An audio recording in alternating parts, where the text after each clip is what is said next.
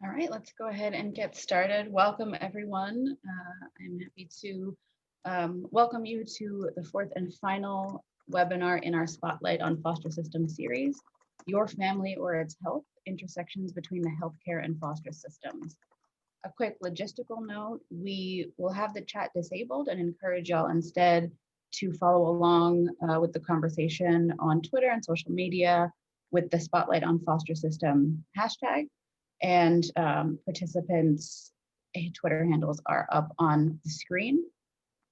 And I want to take a moment to thank the folks who have been joining us for the prior webinars in this series and who can join today. We started with a conversation that went into some of the history of how we got to the system we have today, a lot of the racialized and racist history. We had a fantastic panel of parents talking about how and to lead us forward in the movement as they need to be central.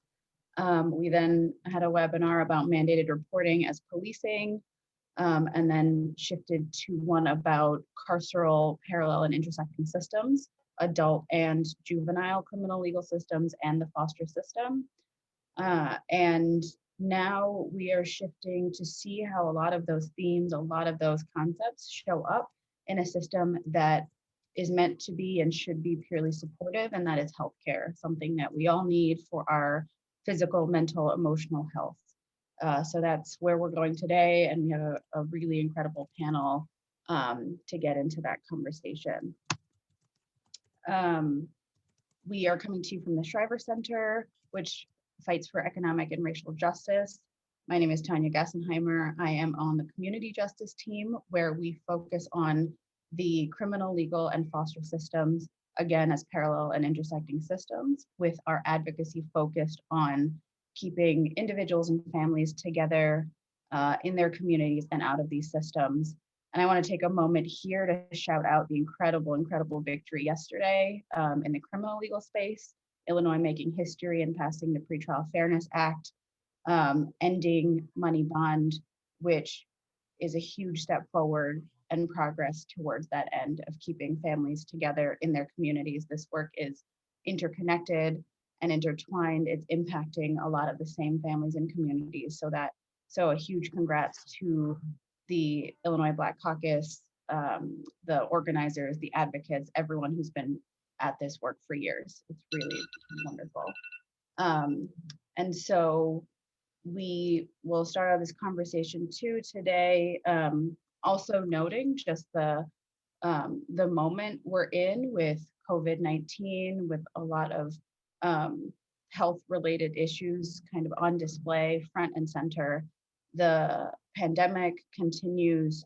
We're starting to talk about the vaccine and that rollout, and you can't do that without addressing racism in healthcare.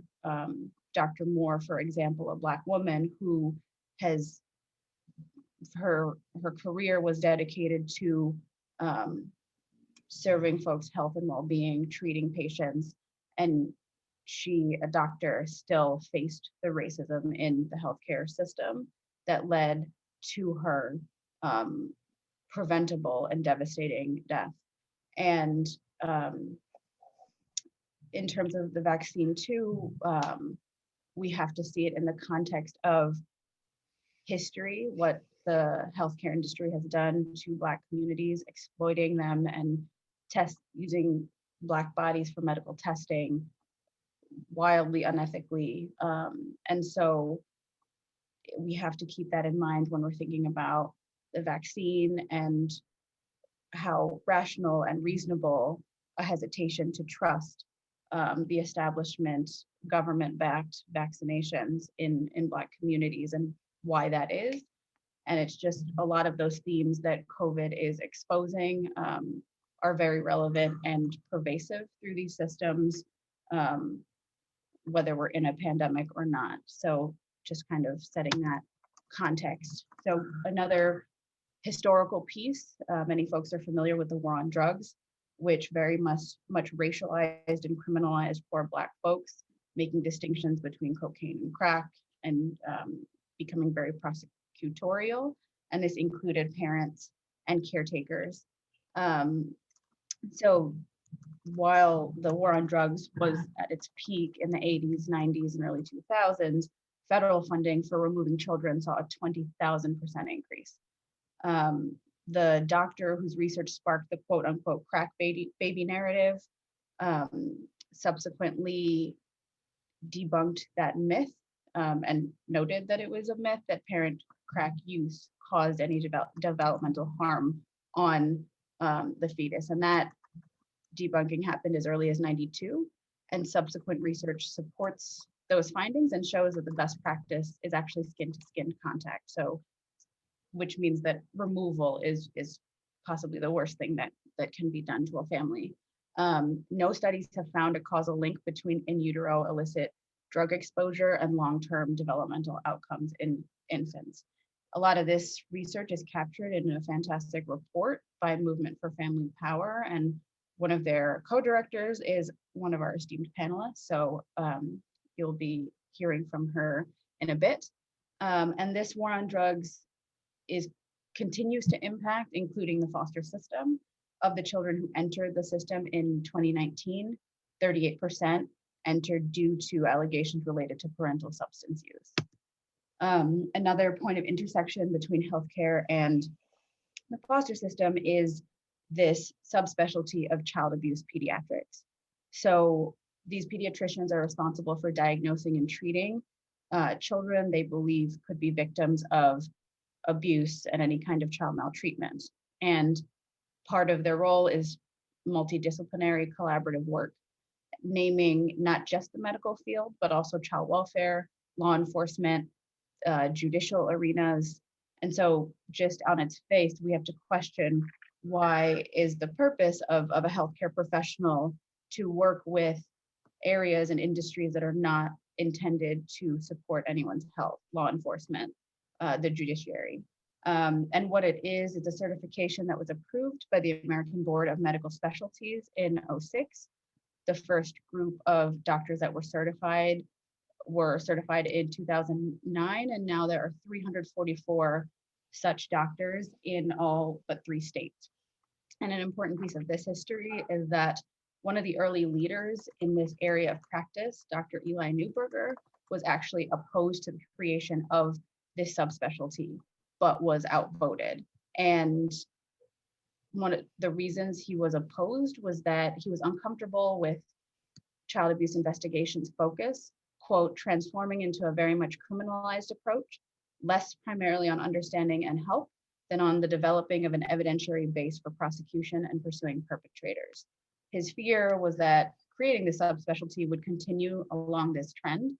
And while he still does consult for the prosecution if he believes there was abuse, he actually more often assists defense teams as an expert witness supporting parents' cases against the state. There's a lot of room in this for overdiagnosis and for bias. There is child abuse screening required by contract in 2 Chicago hospitals for any child under 3 presenting with a lot of varying and ambiguous issues from anywhere from burns to bruises. In Florida, it's for children 5 and under with bruises anywhere. And in a 2017 study, researchers gave child abuse pediatricians cases of potential abuse with certain socioeconomic cues. For example, saying that the parents or caregivers were unemployed. And when those cues were reversed, so talking about parents who are professionals, the diagnostic decisions changed in 40% of cases. There's a medical school in Utah that has a presentation on its website that advises that children may be at risk for abuse if their parents have young age, low education, single parenthood, large number of dependent children, low income. So already that is on its face a bias based on socioeconomic status, and oftentimes that is coded language for racialized determinations. And in a 2002 study, it found just that hospitals were more likely to report Black, Latinx, and Indigenous children for potential abusive fractures. And then That is kind of at diagnosis. And then after diagnosis, there is overreporting and really problematic incentives. So during the time the subspecialty has existed, up to 2018, CPS reports, Child Protective Services reports by medical professionals jumped 55%, which was twice the increase of all reports. And then once reported, the Marshall Project found that reports by medical professionals were 40% likelier to be substantiated to move forward than reports by non-medical professionals. And many of these pediatricians are paid, at least in part, by child welfare agencies and are, quote, financially dependent on contracts like these, along with academic institutions or grants, since little of their work with patients is billable. And a huge factor and important piece of this is that these pediatricians are not required to identify themselves as child abuse pediatricians when interviewing parents. And so when parents are distraught and fraught with fear, trying to get to the bottom of what their children are experiencing, what is going on medically, as they're naming possible causes of injury, thinking about what it could have been. Was it a fall? Was it something that happened yesterday, a week ago?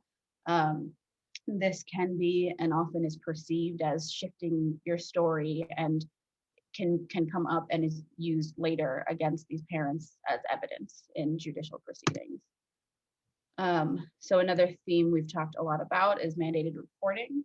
In 1962, Dr. Kempe published the battered child syndrome to pressure decision makers and physicians to address child abuse. And he knew that it was provocative. That was his intention, because he thought that folks were not paying enough attention to this. So he used that very provocative language purposefully. And then a year later, the Children's Bureau, which is the federal agency over child welfare foster system, and the American Humane Association published model laws for states to establish mandated reporting around 4 principles.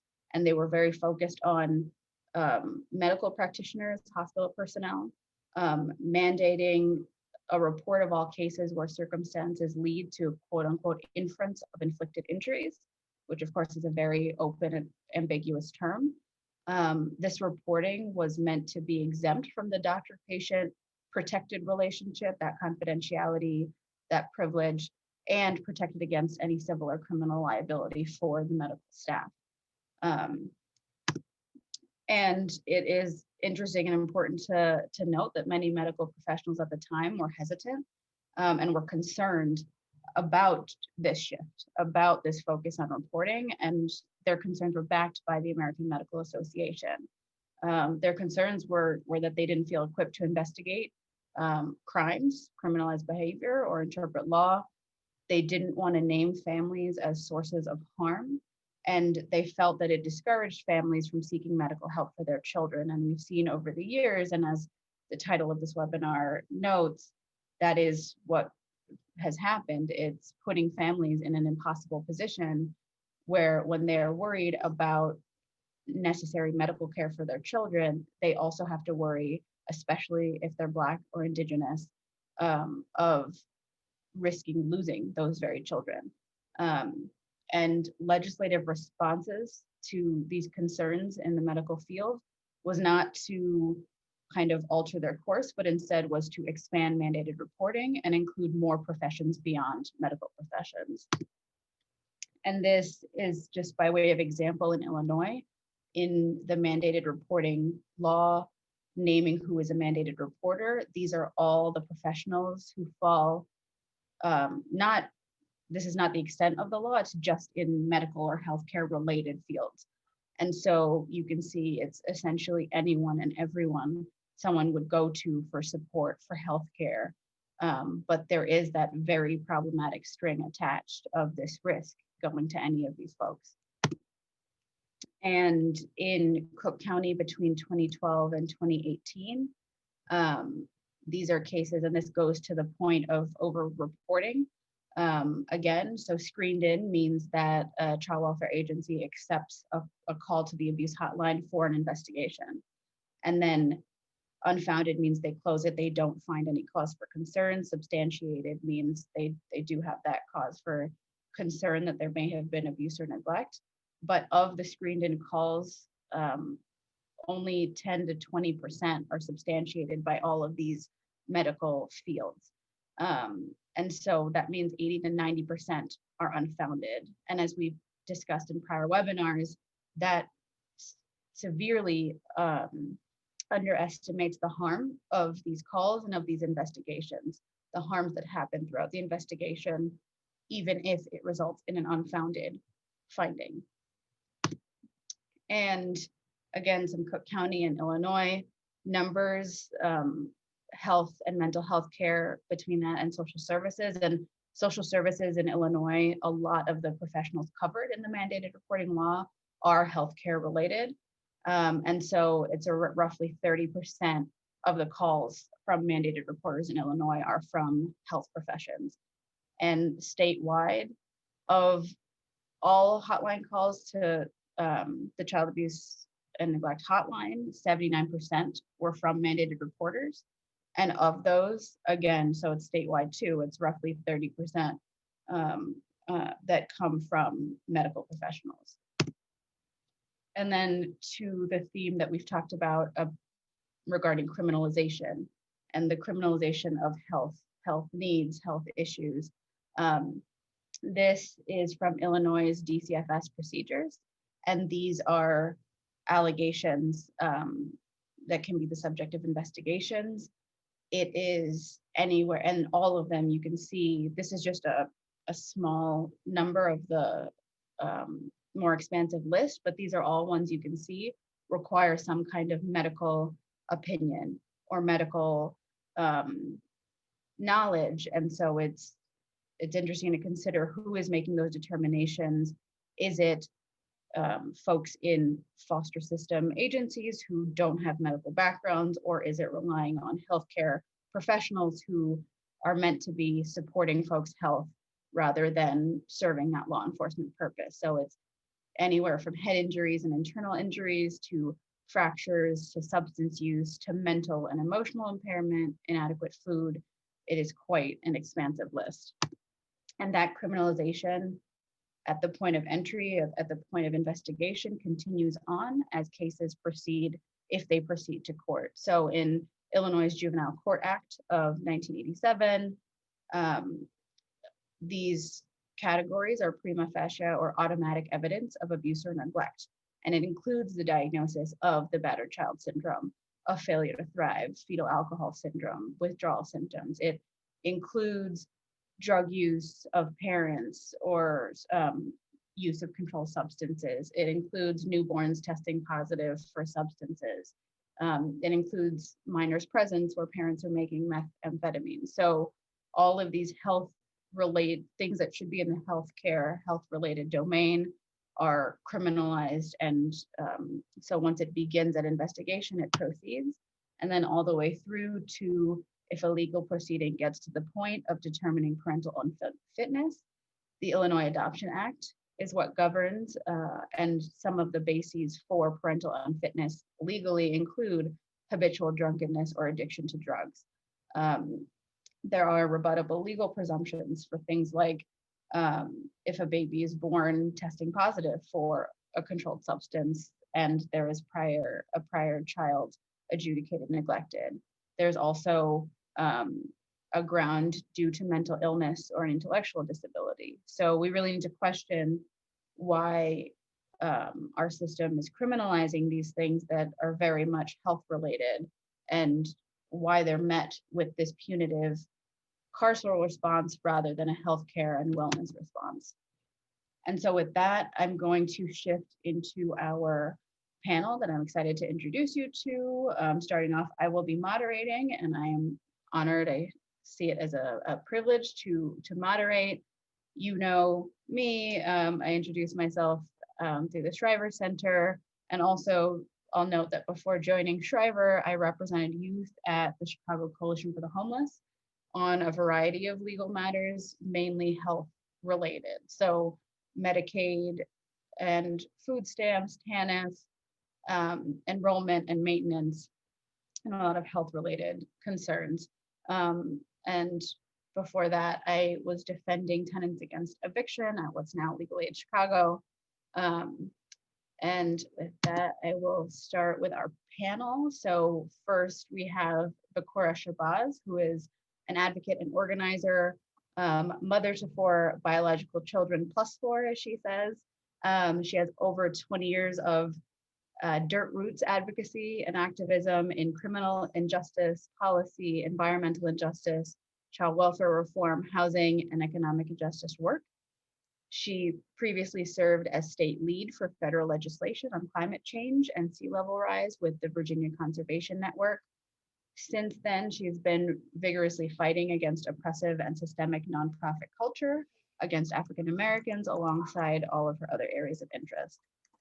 She is now the Social Justice and Health Disparities Committee Chairwoman of the Virginia Green New Deal, Chesterfield NAACP Criminal Justice Committee Chair, Internal Policy Committee of the Virginia Environmental Justice Collaborative, and board member.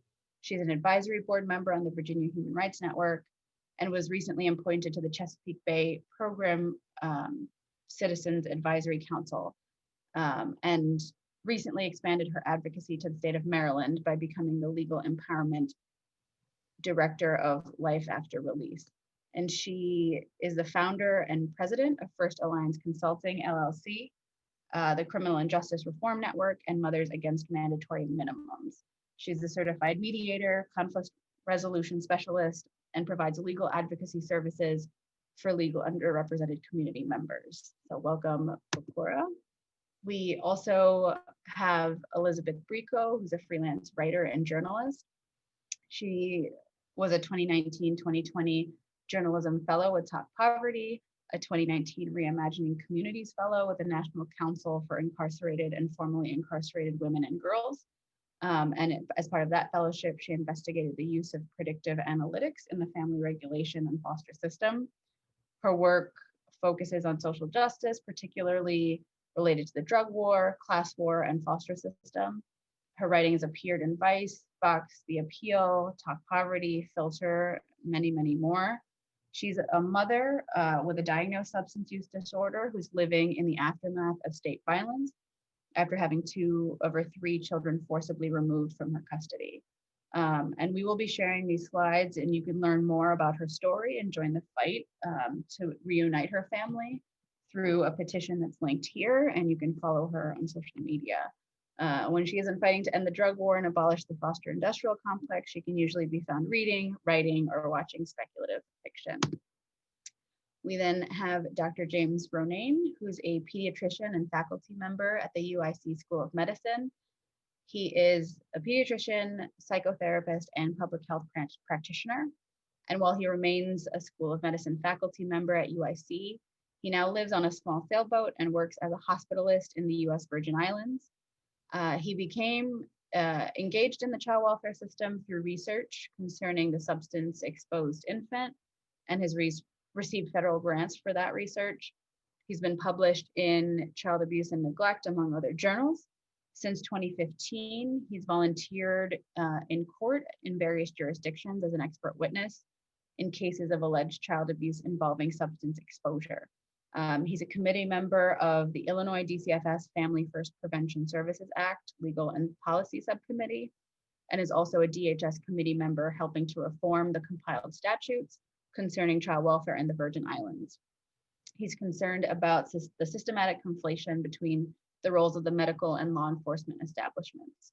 He championed a failed effort, HB 3484, in the 101st Illinois General Assembly to mandate that informed consent be obtained from parents prior to screening for substance exposure in pediatrics patients in non-emergency situations.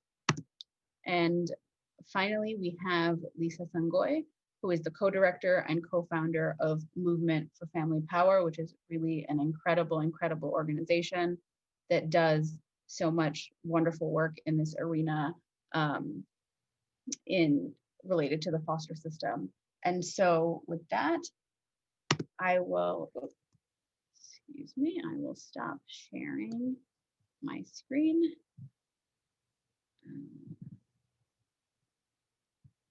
Sorry, one second.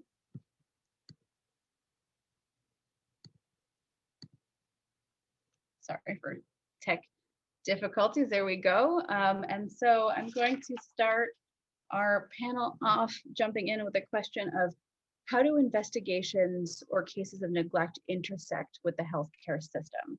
And if Lisa, you could start us off. Sure. So hopefully my answer is not terribly long-winded. And quickly, hello, everybody. So nice to be on this webinar. My name is Lisa Sangoi. I use she and her pronouns. I just want to really shout out Shriver for holding space for these super important conversations. It's really such an honor to be here, in particular with the folks on this webinar.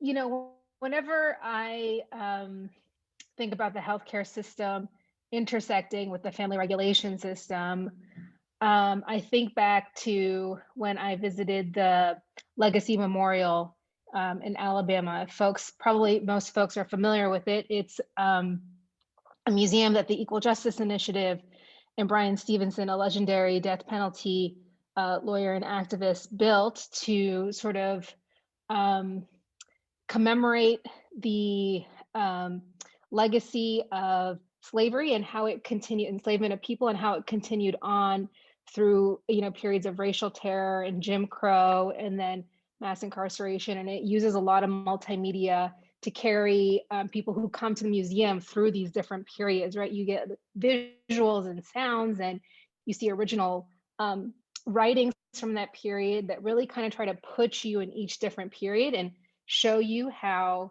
mass incarceration, really ties back to this country's original sin. And one of the most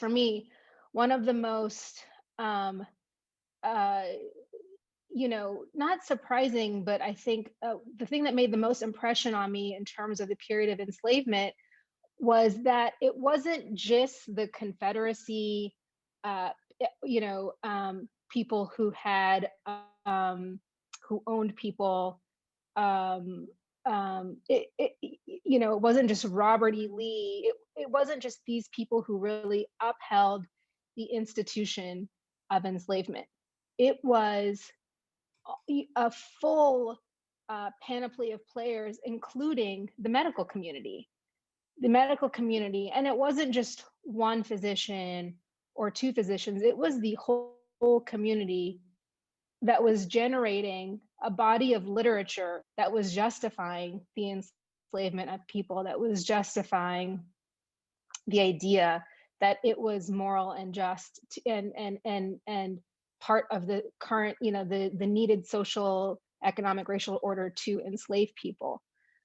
And I bring that up because I don't think that the role the medical community plays in upholding massive racial, class, inequities just sort of ended with enslavement, right? I think the medical community continues to play an instrumental role, and not just one person or two people, but the community writ large continues to play an instrumental role in upholding racial and economic injustices and orders.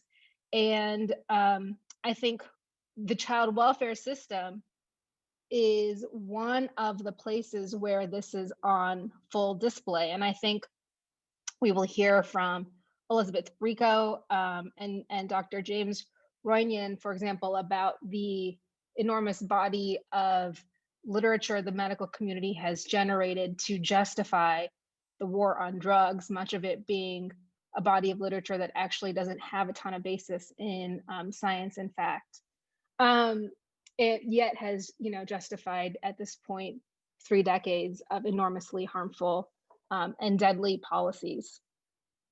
So, with that backdrop, to speak to some of the specific intersections of the medical community with the foster system, one of the things that I learned as I began to actually look at the data is that an enormous amount of calls to the quote unquote child abuse hotline come from physicians. And especially when we are talking about kids under the age of 1. We know in the Bronx, New York, over 50% of calls about kids under the age of 1 come because the baby has tested positive for a controlled substance. So, medical professionals are a huge feeder of children into the system, especially babies. We also know that medical care providers use the threat of calling CPS to get parents to do whatever it is that they want parents to do. So whether it's vaccine compliance, or I remember at some point, folks from New York may remember this, there was a dental provider that was literally sending letters to parents that said, if you don't bring your child for their next scheduled cleaning, which how many people have missed, years worth of scheduled cleanings. The dentist was saying, sent letters saying that if your child misses their next scheduled cleaning, we will call CPS. Of course, there is the intersection around child abuse pediatricians, and the enormous terror that comes with, taking your kid to a doctor when they have a fracture. And in many states, the law is if you as a parent don't have an explanation, then it creates a legal presumption that a child abuse investigation is warranted. Those are just some of the ways that they interface. Other folks want to jump in or have thoughts about those intersections? Sure. Just like Lisa had said, going to the doctor because your baby has a fever could trigger a CPS investigation. A lot of times, especially during births, and we know the history around Black mothers during pregnancy, they're not well taken care of. And, the medical literature says that for Black people, period, the pain threshold is much higher, which is just false. And so, dealing with birth trauma, which is not something that you hear a lot about. If your baby is injured during the birthing process and you don't find out about it until perhaps you go into the doctor for that fever and they do an x-ray and then they find fractures, you're now going to be the center of a severe abuse investigation in which that there is no way you could have known. There's no way to really prepare a defense for yourself. And so now you have to rely 100% on attorneys who 9 times out of 10 have never had a severe abuse case, are unaware of DCS policy. They may be family law attorneys, but that doesn't mean they know DCS policy. You have to basically go out, an attorney would have to want to know DCS policy to learn it. It's not a part of their curriculum. There's a specialization for it, but they don't have to take it. And these attorneys are taking these cases and putting these families in jeopardy and not telling the judge, look, I'm not qualified to handle this case. And so parents are being, their parental rights are being terminated because they just don't have any way to fight this case. They don't have the money. They don't have the experts.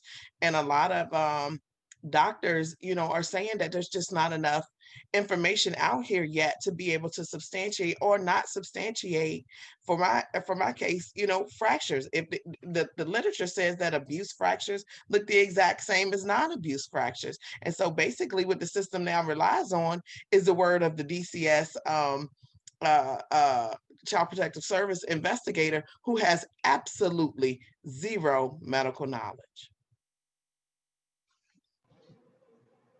And that is a good segue into a question about what, Lisa, you touched on this, BeKura too, but what is the role of medical research and publications in perpetuating some of these problematic narratives?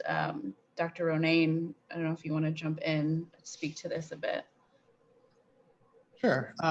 Well, the child abuse literature is generally considered a backwater among serious researchers. The resources put into it are not adequate to address the problem that we're trying to address.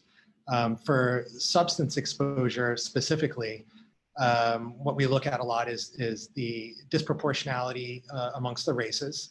Why are there so many Black children in custody or in the system as compared to white children? That's probably one of the most common topics that's looked at. And what researchers generally do is they look at medical coding, something called like ICD-9 or ICD-10 codes. So if you have pneumonia, it's some number and some letters, a code that represents that, and that's how you bill for it. And child abuse, child neglect, that has a code as well. And then they compare state records. So maybe like the SCR in Illinois, it's the when you call in, there's a record there. And then in court documents, and they try and compare the two data sets.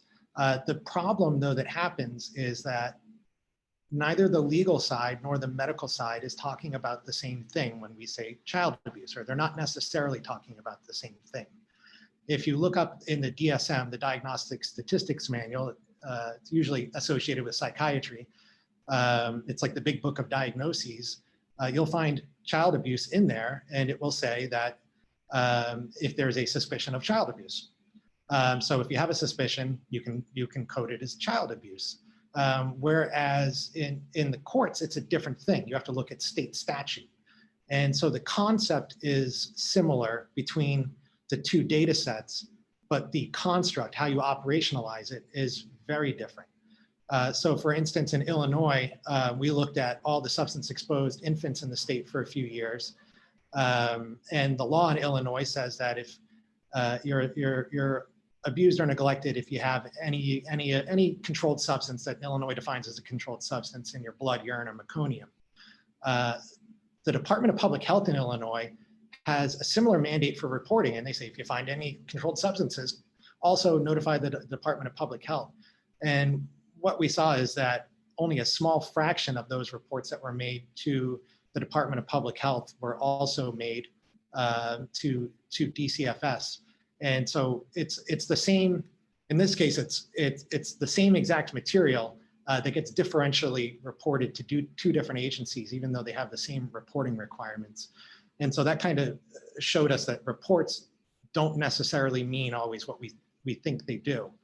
And the other thing that goes on is we have people comparing data from different states and coming to conclusions. And the substance exposed infant in Illinois is not the same as a substance exposed infant in California.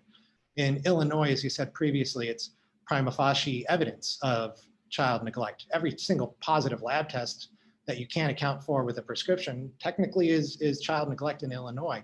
In California, though, it's if the physician has a concern and there's an admission from the mother or biochemical data. So these aren't really comparable data sets, yet medical researchers continue to compare them. And it leads us to false conclusions. That's just one example of the carelessness in which this research is undertaken. Yes, and that would never happen with like a big pharmaceutical drug. We would never see trials of a new drug conducted that way. It would never happen. Yes, that's Right. such an important. Oh, go ahead, BeKura. And you, I think it's important to note that depending on what your doctor believes, is basically what you'll get. And so what we see is that with shaken baby syndrome, there's a myriad of doctors that don't believe in shaken baby syndrome, and then there's some that do. So if your child is presenting with symptoms that look like shaken baby syndrome and that doctor believes in it, you'll get the referral. If that doctor doesn't believe in it, then you won't. And so and then when you are going through that process, these people are going off of these CAPS, child abuse practitioners are basically going down a checklist. They're not doing a thorough investigation to come to an accurate conclusion. It's just a checklist that Kemp and Kleinsman put together and say, look, if a parent doesn't know where the injury came from, you're basically you're an abuser. It's just, that's what they ingrain in medical students' heads, because parents should know where every bump and bruise comes from, right? If you are denying that you abused your child, that's another indicator. And so basically they put scared parents in a position where you basically have to say you're guilty in order to move forward in a way to get your children back. And you see that a lot. And so what is not revealed is that child abuse specialists do not necessarily know if a child has been abused or not, unless there is an admission, or there is a thorough investigation with a multidisciplinary team that includes all the specialists that child is presenting an injury for. So you'll have a fracture case and there's no orthopedic, no child, orthopedist or child abuse, a pediatric orthopedist on the team. But the CAP is saying the fractures are from abuse. Well, what orthopedist is there that is qualified to be able to substantiate what she's saying, he or she is saying, because they are not an expert in that field. They don't even deal with bones. And so from that person saying that, now you have a case and you're finding yourself having to figure out what happened to your child, also not having any medical expertise either. So it's extremely problematic, and you'll see it if you interview a scientist versus a medical doctor. A scientist will tell you nothing is absolute. They'll tell you that they just don't do it. Nothing is concrete. But a medical doctor, they will say, yes, it is. This is exactly what it is. But then when it is discovered that that wasn't what it is, they're like, oh, well. And the parent is left carrying that bag. And that trauma is something that people never get over. There's not a psychiatrist on the planet that can help heal from a wrongful removal. Yes, thank you for that. So many important points, and you've talked about kind of the mixing of law enforcement or criminalizing purposes versus health and wellness and what that means in a healthcare setting. So to that point, and also kind of going down the thread of substance use and how just to piggyback on BeKura's statement, just 2 days ago here, it was about 1 a.m. I got called into the ER for a child that was coding. I got to the ER, the police are there. The ER doc says, hey, this looks like a case of shaken baby. There's bilateral retinal hemorrhages, bleeding behind the eye. There's battle and raccoon sides bruising under here, and the child's little 8-month-old's head was expanding. This is a brain bleed. And it within about a half an hour, and there's no bruises on this kid or anything, within about a half an hour, and the parents aren't there, the parents show up because they came in a different car than the ambulance, and the police are already there, and this is a case of shaken baby. And the parent's story is that a large sliding door fell on the baby. And there was a lot of disbelief in the ER. And luckily, they had a nanny cam that showed this door coming off the track and squashing this baby's skull. And the baby ended up dying, but this was a very close call for the parents, who were certainly going to be introduced to the criminal justice system for killing this baby. And it just boggles my mind that shaken baby syndrome was not considered, at least in the scientific literature, a garbage bag diagnosis from the time I started medical school. We're 15 years later now, and people are still saying this. That we can't determine the cause of an action with any certainty. We can only tell you what the injuries are. I can't tell you if something's accidental or purposeful. I can't look inside a mother's mind and determine that. And a doctor shouldn't be doing that. And that's such kind of a poignant and devastating example of the additional traumas and harms that could have been caused by the healthcare profession. And here's a mom watching her baby die, and there's 4 or 5 police officers with guns in the room. And no light, and they got complete immunity. That they would have had complete immunity for being wrong. Jumping to conclusions. And what prevented these additional layers of trauma and harm was that they had a nanny cam. but why does it have to be that there was a nanny cam? Why can't it be that parents are supported as they are facing what's already a horrific experience, rather than responding, assuming the punitive carceral assumptions about them, especially if they look a certain way. And that is just devastating. And so pivoting in terms of that criminalization, this is in the realm of medical neglect or child abuse diagnoses. It also happens, as we know, criminalizing substance use. And what does that look like? Maybe Elizabeth, if you want to jump in and speak to that, start us off.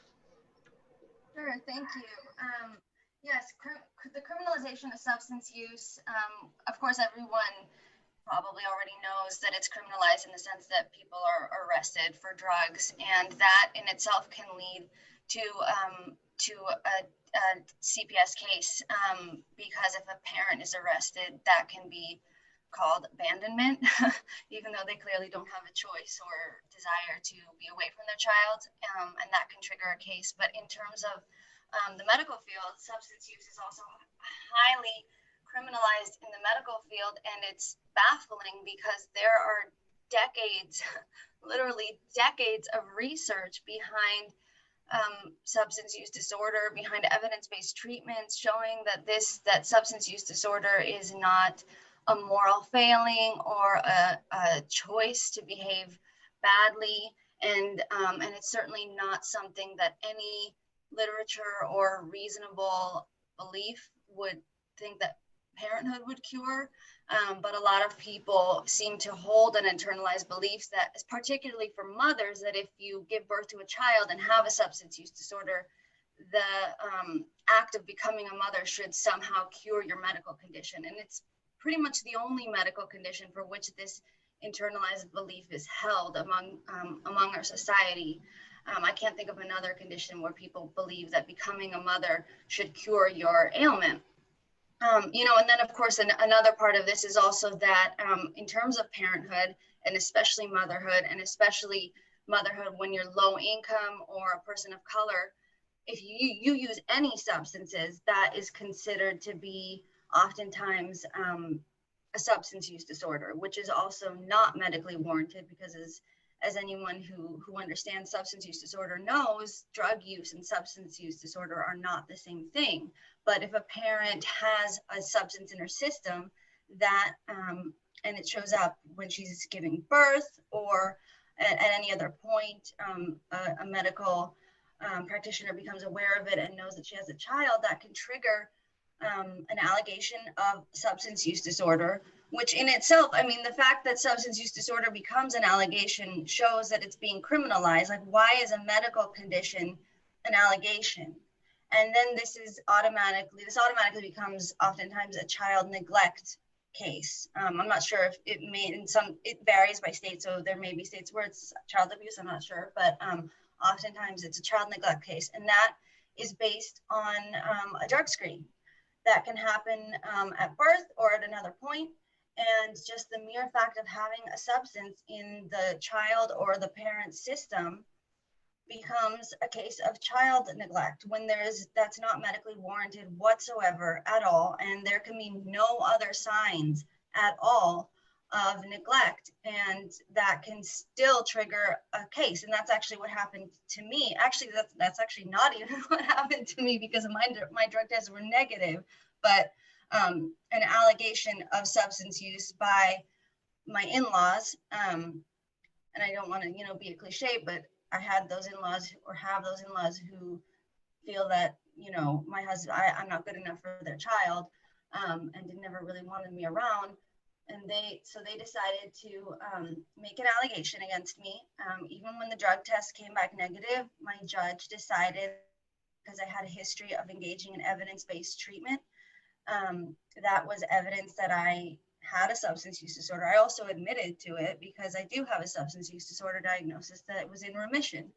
And she decided that was enough to warrant a child neglect charge. And the investigator on my case, the child abuse and neglect investigator on my case, went on the stand and actually admitted that my children showed no signs of abuse or neglect, and there were actually no allegations of actual abuse or neglect towards my children made at all.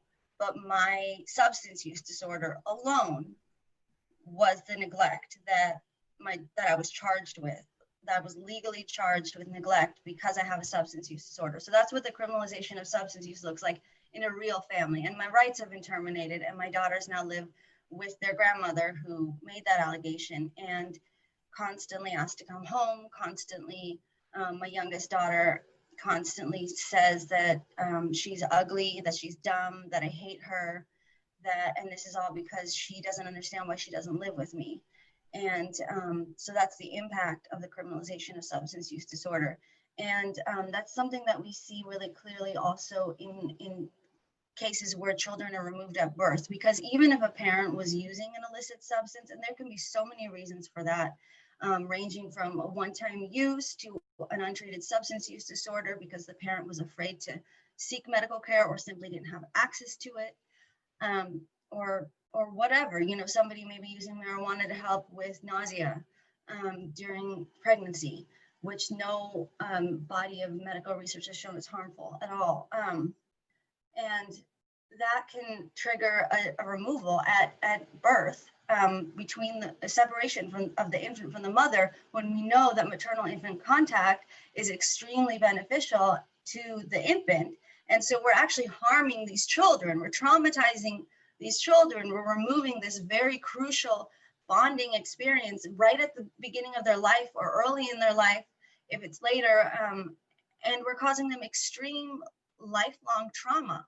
And that is what the criminalization of substance use looks like. I mean, I can go on all day about the harms that it caused me, and that's valid. But I mean, I think even more poignant is the harms it causes my children and the other children who are separated. We're not helping them, we're hurting them. We're creating lasting trauma and harm that doesn't go away ever for some of them. And why are we doing this? Because somebody has a medical condition that our society has deemed wrong because our government has made some of those substances illegal. Thank you. I'm so sorry for what the system has done to you and your family and so many families like yours. And I think you make such an important point about the long lasting and generational harms that are the consequence of suspicion or a decision even to do the drug test. And so I want to ask a question about what even goes into the decision to administer a drug test. What brings that about, especially thinking about, I doubt that this kind of long-term consequence down the line is thought of, but in that initial decision to test a pregnant person and or a newborn, what does the test involve, and kind of what are some of the concerns we have about what goes into that decision and how those decisions and then the results of them are used? So there's two ways to look at it. There's the policy on the one side of how we're supposed to be doing it, which isn't necessarily good. And then there's the practice of how it actually happens. And so we did a large research study looking at all of the drug babies, every substance exposed infant in Illinois. And we started out by going to the drug testing labs to find out who got sent in for a test, who came up positive for what, looked in the Department of Public Health, looked in the SCR, DCFS, and court records as well, so we could trace the whole thing. We did that for all of Illinois. And the story was the same for pretty much every hospital. So we don't even need to get into specific hospitals. Generally, it starts out with an order set. So when a baby is born, the doctors don't write out every order, like feed the baby, take the heart rate every 8 hours, do a blood pressure every 12 hours, that kind of stuff. It comes in order sets. And so usually it's electronic. You type in, a thing pops up that says, general order set, you hit OK, and then it auto-populates the orders and then you sign them. And then the nurses go out and carry out those routine orders that are the same for every baby. And if there's something special, you might add that as well. And so almost all of these hospitals have a standing order for when to urine drug screen an infant. The most common one I've seen in Illinois is perform urine drug screen if mother has tested positive for illegal substances, and I put extra emphasis on that word illegal, or if mother has poor or no prenatal care. That seems to be the most common one. Some other order sets will include things like paternity. Has paternity been established? Is this a teenage pregnancy? Is mother domiciled? And a lot of this comes from research in the 1970s that looked at, they found out who was testing positive, and they looked back and said, what are the common factors? All of these were performed at urban academic medical centers filled with people of color. And basically what they found out in looking at hospital populations that were Black is that Blackness seems to predict this. And what a lot of researchers will say is, no, that's not the case. If we control for all of these things, previous generations incarcerated, all of those things, the whole history of the United States, if we control for it, the racial angle disappears. And so that's how it's supposed to happen. Now, if you talk to most physicians at these hospitals, they're unaware that these are even in the order sets. Almost nobody reads the full order set. A lot of the nurses are unaware that this is in the standing order set as well. Typically, how it happens is the pediatrician goes in, doesn't like the look of the mother, doesn't like how she's interacting with them, the words that she uses, and then feels that the mom is sketchy, talks to the nurses, and they go, let's urine test them. This might be a positive, or it smelled like marijuana in there. That's, in my experience, how it actually does happen. Yeah. We got a mom here that was, the nurse didn't like how she was dressed, and they threatened to take her baby away if she would not submit to drug testing because of how she dressed. And luckily she recorded it and put it on social media, and so the community was able to get involved, and just really no words. And this is deeply rooted in, just white supremacy and oppression. The fact that you think that you can control how somebody dresses and decide that they are an addict or unfit to parent because of their outfit. Mm-hmm. The most common thing that I see in the medical records that's typed up by social workers and the pediatricians looking back at who was tested was something along the lines of mother was agitated. And anyone that's ever been around peripartum mothers who have either just pushed out this giant watermelon or had their belly sliced open should probably expect a little agitation. This is usually not the easiest day on mom. And I think almost all mothers are agitated to some degree when they go into the hospital at least sometimes. And it's interesting who we decide to call agitated, who we label as being agitated. Mm-hmm. And to your point, BeKura, about using that as a threat if this mom would not submit to a drug test. So that brings up the issue of consent, of is consent obtained, is it sought? And even if it's offered as a choice, is it a choice? Because what happens if a person declines? So I don't know, Lisa, I know you've done a lot of research in this. Dr. Ronayne, anyone kind of can take this? For us, so, oh no, Ms. Shabazz, please go. You can decline, but I'll tell you what, if you do decline, it's not going to look good on you. And so it's kind of a forced consent type of thing. And in contracts, if that was done, then the contract would not be enforceable because it was done under duress. But again, you got to have a good attorney that can go into those courtrooms and say that all of this was done under duress. The safety placements, every last safety place, it's not safety placement, safety plan is done under duress, especially when they're telling you, if you don't sign this, we're taking your children away. That is illegal, and it has not stopped yet. I think BeKura must have gone to somewhere more enlightened because in all of the documents I've examined, I've never seen one documented instance of informed consent being obtained for Right. a screen. I've never seen it, and I've never actually, other than the residents that I've instructed to do it, I've never seen or heard of a doctor actually doing it. Right. Yeah, I agree. They don't. It's a forced thing. They say, Sign it. You do it if you don't sign it if you want to. It's not going to be good for you in court. usually it just goes, the nurse goes in and puts a bag on the baby over their genitals, and the parent might go, what's that for? And they go, well, the doctor just needs some urine. And the assumption is that there's some kind of a medical issue that the doctor is looking for. You know, maybe they want to see if there's bacteria in your urine or what your pH is, but that's not the case. I do see moms in the OBGYN unit being told that they would like to drug test them.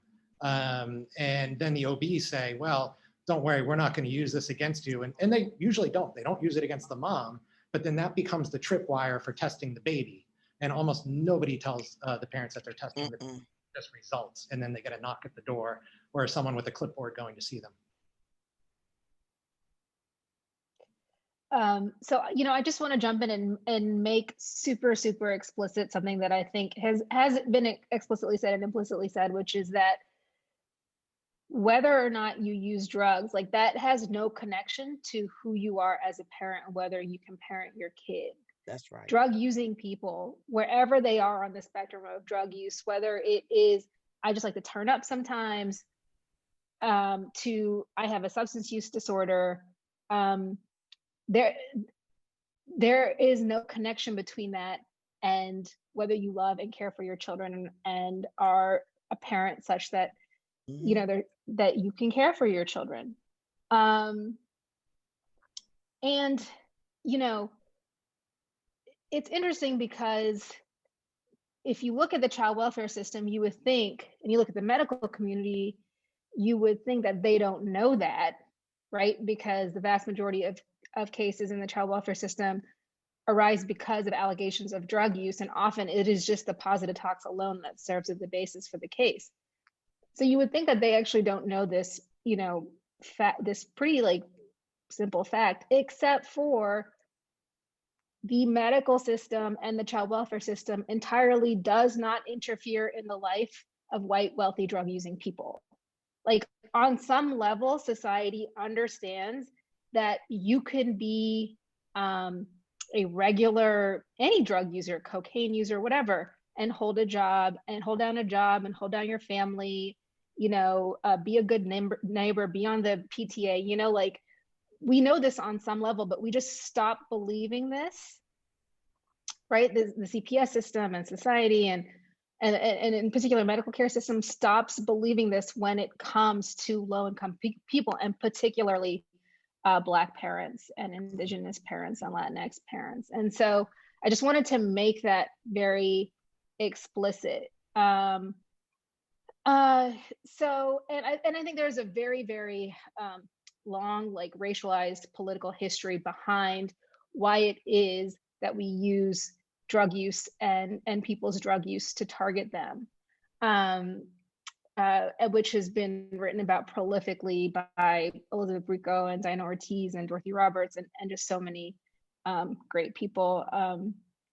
So moving on to the consent question, you know, absolutely, you have a right to consent, right? If you're walking down the street, a medical care provider can't just like come and start doing shit to you. Like they need for them to do anything to you or your kids, they need your consent. And that is a basic tenet of the law that's like been in the law for centuries. When you go to the hospital, right, and you get treatment for yourself or your kids, you sign like a lot of forms. And I think what medical care providers would like you to believe is that you signing those forms covers the drug test that they may do on you or your kid. Our position is, and I think this is pretty backed, you know, by the law and just by what is right and moral, that it is not covered by those general consent forms because the drug test comes with the heightened risk of losing what is the most precious and dear to you in your entire life, right?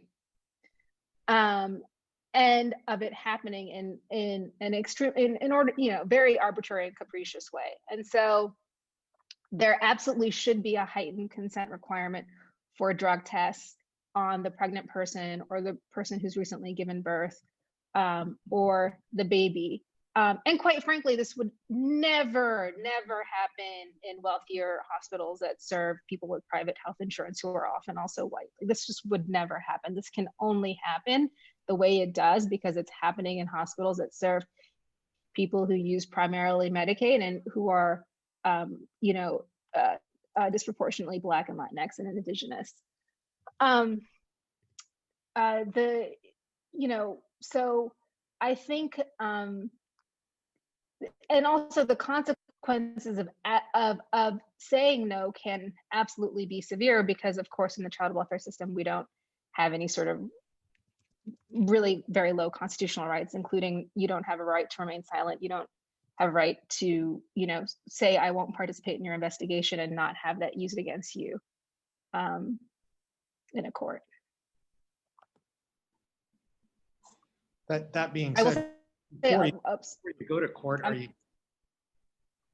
or you get involved in the child welfare system, you certainly do have rights, and especially at a public hospital, as we know with Ferguson versus Charleston. And I think the Supreme Court was very clear, at least with the mothers, that the medical system should not be participating in a law enforcement operation, and that your informed consent is necessary to obtain these samples. Unfortunately, babies were not named plaintiffs in the case, so we're uncertain whether or not the court's words apply to the babies.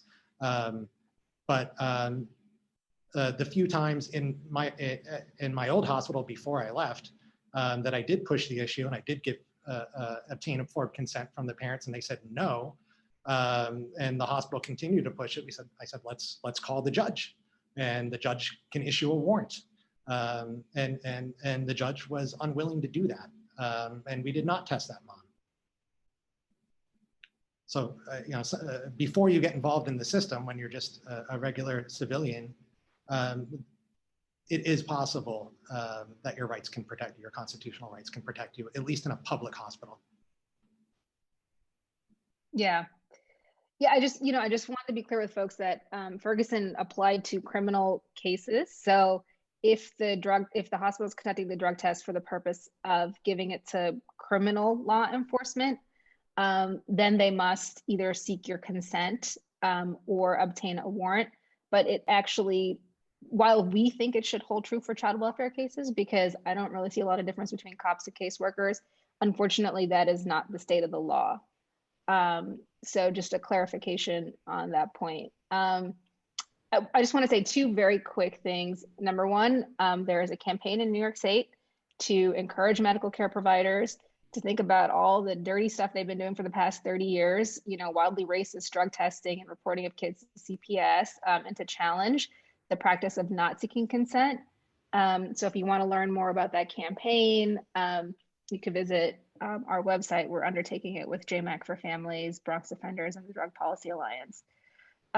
And the second point I just want to make really quickly is also just to, we should remember that this practice of test and report, which has proliferated in hospitals since the 80s with increase in crack use, that to this date, I have not found one study that has studied the practice of test and report to see, have we made children and families better off with test and report, right? So when this became a federal law and the federal government required states to do it as a condition of receiving money, it wasn't because the AMA or any of these medical associations went to the government and said, we have all this literature that shows that testing pregnant people and their babies and then reporting to CPS is actually doing a lot of good stuff for the health and welfare of families, right? It was all passed with zero medical evidence, and yet very swiftly picked up by hospitals serving low-income people across. So to that point of drug testing, we're talking about kind of at the outset when folks are seeking medical care, maybe at the time of birth.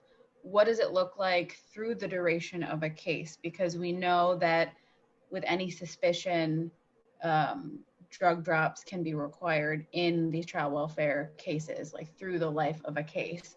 So what does that look like as, because we're talking about kind of entry points, but then thinking about even if cases may have come in for other reasons unrelated to drug use, what does that look like as parents and families are fighting these cases? I can speak to that because I've been through it, and it's pretty awful. I'm not sure if the general public is actually aware of the extreme like strain and absurd requirements that are given to parents when they're ordered to do drug tests. These tests can be ordered as frequently as, I mean, they can be ordered, I think legally they can be ordered daily. I don't think that's a common thing to happen. I think for me it was monthly, but it can be done weekly, twice weekly, it can be whatever a judge wants to order, or a caseworker if it's being done under a safety plan. And essentially a parent has to go to a supervised drug test if it's a urine test, that someone is watching you pee.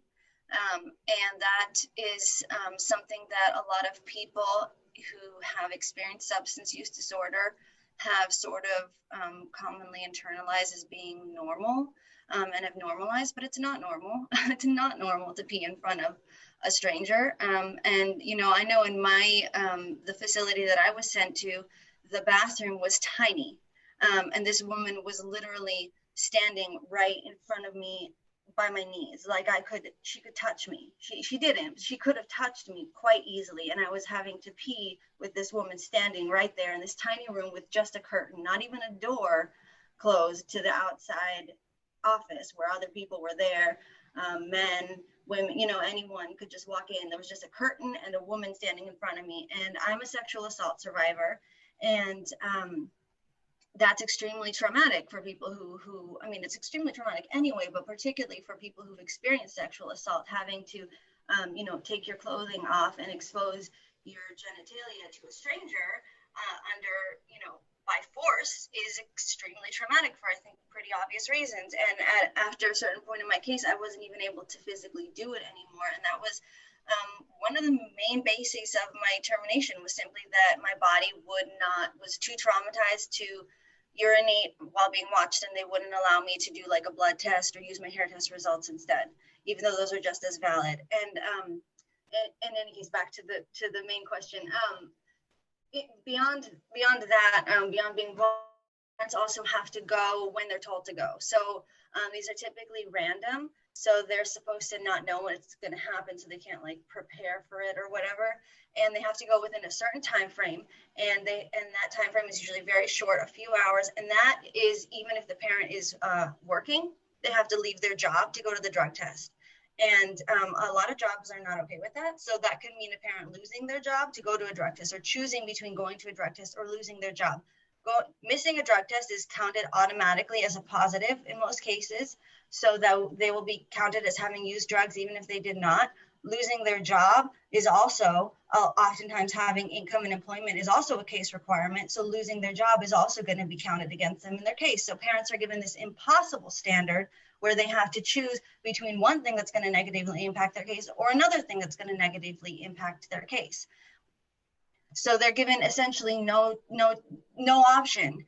And these cases can truly be extremely hopeless in that sense. Another issue that is horrific and that I experienced personally in my case is that judges perform the duties of toxicologists on the stand. They decide, they read drug test results and make determinations about what those results mean, which is something that really does require medical training and medical expertise to do.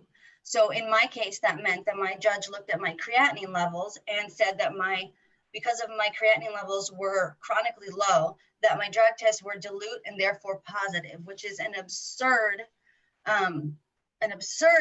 finding. And Movement for Family Power helped me actually get a couple of experts to testify against that, although the judge refused to hear the oral testimony. There was a written testimony that I believe she read, but didn't really it didn't change her stance. You know, and that is absurd because that's my biochemistry, you know, that I had for my own personal reasons. Like I've been vegan for a very long time, which can lower creatinine levels, or people just have different biochemistry. Like my biochemistry was literally weaponized against me, and it discounted all of my actual time in recovery, which is horrifically demeaning and hopeless, and was used to keep my case from ever moving forward. I never had my visitations raised, and it was essentially because of that drug testing issue. And she would not allow me to, she would not change it to have blood tests because she didn't want to place the burden of the high cost of blood tests on the state, which has quite a lot of money and could have certainly afforded to pay for it. She said that if I wanted to do that, I would have to pay for it myself, which is not something I could afford for quite a lot of my case. And my caseworker actually never even sent me on them anyway, which would have been a requirement. If I had wanted to pay for them myself, I would have still had to get the random tests assigned by my caseworker, and she never did that. She never told me a facility I could go to get a blood test. So I wasn't even allowed an alternative. And so these are the kind of duress that parents are placed under. And then when it's presented to, you know, to the judge, or even to like an appellate judge or something, these are presented as positives and as positive toxicologies. A parent missing a drug test, a parent having biochemistry that a judge doesn't like, or whatever, are presented as drug use. And I completely agree with Lisa, and 100% back what she said, that drug use does not at all mean that a parent is not a good parent or can't parent. So I think the drug test shouldn't even be used at all.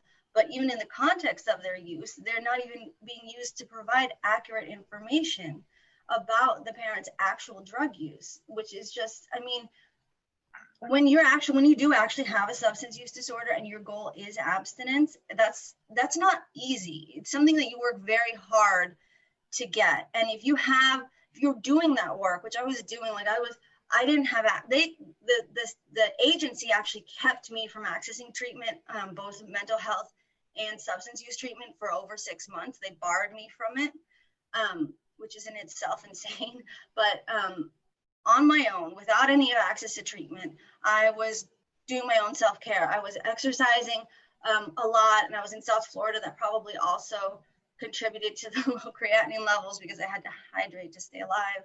And taking care of my own recovery and working really hard at it. And to have that judge go and say that I was still using drugs was so extremely demeaning and so extremely, like, just heartbreaking. And it's a horrible thing to do to someone who is working really hard at this goal. And it's also a horrible thing to impose on a parent who doesn't have a goal of abstinence, because that doesn't mean that they're a bad parent. Absolutely. And on this kind of theme of weaponization and criminalization, the other side of this is kind of supports. And so what barriers does the system create to parents relying on supports they may already have, supportive family members, and then the other side to family members? I know, BeKura, you could speak to this, trying to support parents who are trying to reunify with their children. So most CPS handbooks, which is the kind of the contract between the agency and the parents, letting them know what their rights are and how this process is supposed to work. In it says that you can have advocates, you can have your support system. In fact, they encourage it. However, when it happens, they discourage it. And they will file motions against your advocates. In my case, they filed a court order to have my daughter's advocates removed, and that was a violation. And the judge actually did not have jurisdiction to grant any relief on that, because he doesn't have authority to grant the agency leave of their direct policies. And so when you could, and then there's gag orders. If you speak out about your case, they will file a gag order against you. They did that when I was an intervening petitioner. And so I came off the case so that I can continue to speak out against the atrocities of the CPS system. And they continue to come after my daughter and the baby. They threatened to ruin her military career, said they would take the baby again, and to take the child and put her in foster care because somebody is advocating is not a reason to put a baby in foster care. And so parents have to, what's really important is having a strong support system, which everybody doesn't have. And so when you do have that, having somebody that can speak up and know the policies. And so with me, I dared them. I put the baby in foster care and let's see what happens, judge, because that is not, the baby is not in any type of danger by me advocating. And I'm not a party to this case anymore. And so, the filing of blanket orders they'll do, and the DCS attorney will, try to slander and deprive you of your character and these type of things, which, just really speaks to the integrity of an agency that main focus should be on trying to find out what happened to this child.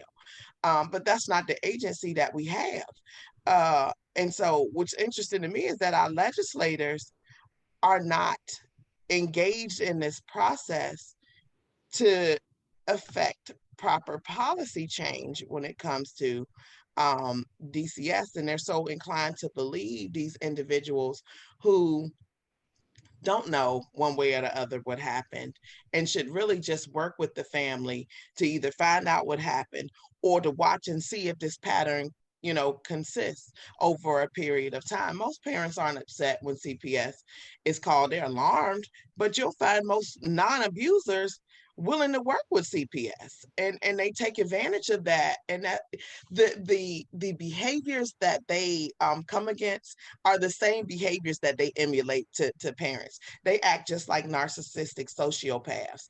They are abusers because they want to take the parent and isolate them from everybody, their whole support system. They'll say, you don't talk, like mother, don't talk to your mother, don't associate with any of the advocates that are involved with your case. We know what's best for you. We're going to help you. That is so indicative of an abuse, an abusive relationship. And the fact that it's still allowed is it just behooves me of social workers. I've lost complete confidence in the field, and just believe that it's all subjective theories that people come up with to further control. Yes. So thank you for that. Just mindful of time, I want to ask one last question before we hopefully take a couple from the Q&A, though I think this question is also reflected in the Q&A. If each of you could speak to this of what would it look like for families to be able to seek support without fear of punitive system involvement? What would this look like if we reimagined support and kind of treating families holistically and their health and wellness?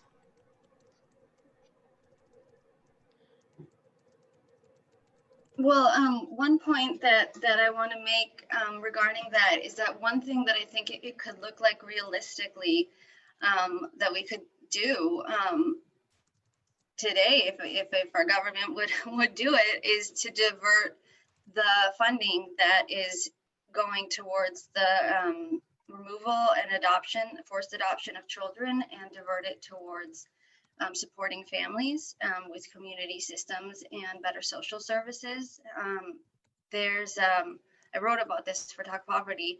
The government spends about 10 times more on foster care and forced adoption services than on what they call reunification services.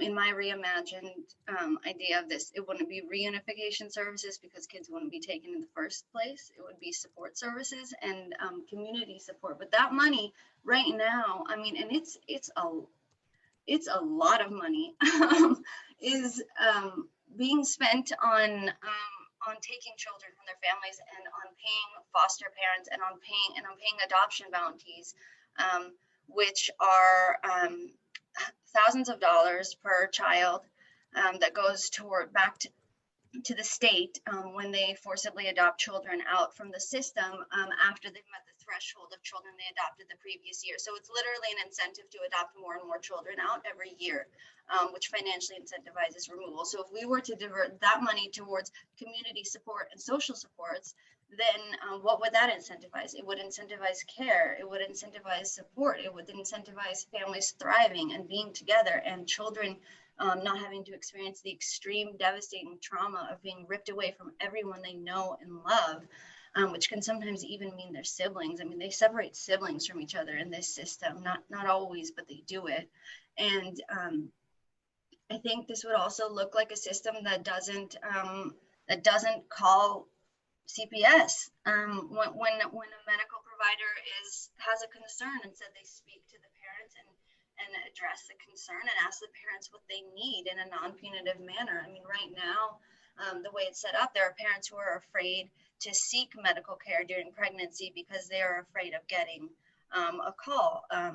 That's not right. We should have a system where every parent can seek care during pregnancy, can go take their child for necessary medical care without fearing that they might lose that child. They can ask for help getting out of an abusive relationship without the shelter then calling CPS because there's a child in the home while that person is being abused, which also happens. All of these things people would be able to actually get care. And I think that that's what we need to focus on, especially when you consider that 75% of cases nationally are for neglect, which is pretty much just poverty. So the diversion of that would reduce the need for at least 75% of cases, if not more. And I think that that's huge and something that we really need to do. Yeah, and I move some of go that. ahead, Dr. James. Thank you, BeKura. Some of that money that's being used for involuntary treatment, because what you hear a lot, or what I've heard a lot when I call DCFS is, this is a great mom. Yeah, the baby tested positive, but I'm uncomfortable with this report, and I think I'm going to go to court and be on her side. And they'll say, well, if we don't have that adjudication, we won't be able to get the funds for her treatment. But we know that forced treatment does not work anywhere near as well as voluntary treatment. We know that when doctors are not transparent and they don't offer autonomy to the patient, patients are what we call non-adherent. They're not going to go along with the recommendations. And we know in the specific cases of the substance-exposed infant, when doctors can provide a rationale for the testing, what are the benefits? What are the harms? Why are we doing this test? What can we do? Either way this test plays out, mothers are overwhelmingly on board when you can give them a rationale. That's medical in nature, that's substance abuse treatment in nature. Of course, if you say, we just want to do this test to take away your baby, no one's going to go along with that, right? But if you say, hey, we've got this great substance abuse treatment center, and you're showing signs of substance use disorder, or you've said you have a substance use disorder, and you want treatment, they're typically, when they're ready, they're going to go along with it. And they're not always ready, though. And we have to be able to stand by until they are ready and get them at that time when they're willing to go into treatment. And it's not always when the doctor wants it. But we run into available bed trouble sometimes, right? For some of the people that are voluntarily seeking treatment, there's no beds available. There's no room in the treatment center for them, or there's no funds available. Thank you. BeKura, were you gonna jump in? Yeah. So I know in Tennessee and in Virginia, the state law says that the state has a greater interest in your children than the parent does. From a policy standpoint, that's absolutely ridiculous. And I think that's something that needs to be repealed and not reenacted. Also, prima facie evidence should be thrown in the trash. The burden of proof should be raised to beyond a shadow of a doubt. And when dealing with CPS and hospitals, CPS should not be able to rely on the testimony of a hospital that it gives millions and millions of dollars to every year for the doctor to supply some just vague language of non-accidental trauma. And so, none of these doctors, and I want to make this clear, there is not a child abuse practitioner that says, yes, a child has been abused. And so they use this vague language that you can kind of say that's what they mean. And so that's what, of course, you use. They'll say it is consistent with child physical abuse. Well, what does that, nobody asks, well, what does that mean? It doesn't mean that it was, it just says that the injury itself is consistent, which also means that it can be consistent with a lot of other things. That they test for all of those things. They're not testing for all of it. It costs $1 billion to test for absolutely everything that an injury could be. And so, getting rid of that language, making sure that DCS is not allowed to have qualified immunity when they are making, because once they make the determination that you did a thing, because that determination is only DCS. It's not, the hospital is not involved in a DCS determination, just DCS. They should have to be liable for that, because then they have, without any medical expertise, have came up with a substantiation that requires one to have medical expertise, and they should be held liable for that. In the event that there's a doctor that says that something is what it is, and that causes harm, everybody should be held liable, because us as regular people in society, whether we knew a thing or not, if it causes injury, we're held responsible for that. And so, just reforming our Families First Act, CAPTA, and ASFA to especially getting rid of the Safe Families Act, that fast tracking adoptions is absolutely ridiculous. I know in Tennessee they passed a law last year that says that a mother has 2 weeks to decide if she's going to give her child up for adoption. After that time, then it can become a criminal violation, because then it turns into either neglect or abuse, which is just disgusting. And the state really shouldn't be involved in a parent's decision to that's one of the hardest decisions a parent has got. I couldn't imagine, just feeling like I don't have enough to take care of this child. And so I want to give the child a better life. And so because she's one, I turn her over and here comes the police to arrest me, or whatever the case may be. And I want people to understand that although we're talking about cases of wrongful removals, wrongful terminations of parenting, for cases where there is actual abuse, that should be left up to the police. They have a thorough investigations process. Social workers don't have that. And there is strict rules. There's not an administrative agency that gets to change their rules as they deem fit. Our goal is to keep children. I think everybody on this panel wants to keep children safe. But there's a better way to do it, and a better way that protects children and protects families. DCS does not keep children safe. 88% of children in foster care end up in the sex trafficking scheme. So if DCS is allowed to abuse our children and there's no liability, then how are they holding parents accountable? I just need that one question answered. DCS is allowed to abuse and lose your child and don't have to report. How are we so hard on parents that have no budget? DCS has millions. Thank you. And last but not least, Lisa. So BeKura and Elizabeth and James all gave some concrete suggestions, and I 1,000,000,000% agree with them. And I want to, building off of what BeKura was saying about DCFS absolutely does not keep children safe. I could not agree more. We are doing incredible damage to children and families and generations of children and families. And it's not only that DCFS does not keep children safe. I'm going to pull us back a little bit with some big picture analysis. And if I get too long-winded, please someone interrupt me and stop me. Yeah, we have to keep it quick. We're a little over already, but please go ahead.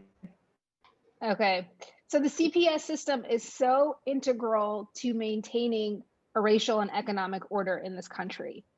You know, for much of this country's history, the government inserted a lot of money into making sure white people flourished, right? Into creating the white middle class. We spent as much money building the white middle class as we did, at least as much money building the white middle class as we did rebuilding Western Europe after World War II, through the GI Bill and all these New Deal programs that were completely closed off to Black and brown communities. Come the civil rights movement, Black and brown communities say, okay, now like we're ready for ours. Will you government, what are you going to do for us? Like, how are you going to help us get into home ownership, build generational wealth? And the government completely cuts all that down, right? Completely guts the social safety net, completely divests from communities. And here we are 50 years later, living with this huge racial and economic inequalities of that, right? And what the criminal legal system, what the CPS system does is it takes what are the harms of racism, of centuries of racism. It takes the harms of centuries of classism unaddressed by society, and it converts it into parental fault, right? So it says, okay, you parent, you don't have housing. You know, we're not going to like look at redlining or any of these other way more relevant histories to why it is you don't have housing. We're actually going to say it's your fault because you use drugs.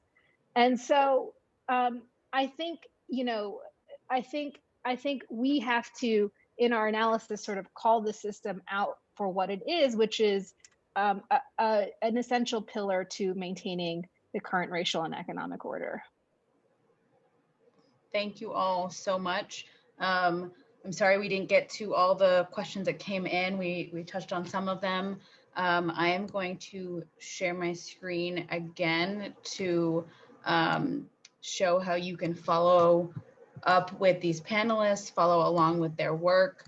And I want to give a deep, deep thank you and gratitude to our panelists who are just incredible, doing the work day in and day out, and their expertise and opinions have been so enlightening today. And so here, and thank you everyone for attending. As we close out, for any and all of the series that you've attended, you can also kind of revisit any of the content that is on our website from all of the entire series. And here are ways and things to follow, ways to follow up with the panelists you heard from today. So with that, thank you, everyone. And I hope you all have a great rest of your day. It's almost the weekend, and hope folks get some time to rest and take breaks, which is so important these days. So thank you all.